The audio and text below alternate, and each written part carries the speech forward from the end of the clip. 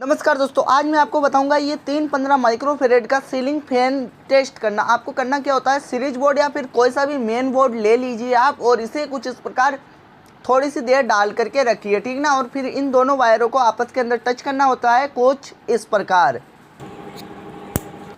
देखिए आपको आवाज़ आई थी, यदि ये आवाज़ अगर तेज़ आए, इसके अंदर स्पार्क तेज़ हो तो समझ जाइए आपका कैपेसिटर एकदम सही है, और स्पार्क इसके अंदर कम हुआ था तो ये अपना वाला कैपेसिटर ख़राब है, ठीक ना दोस्तों।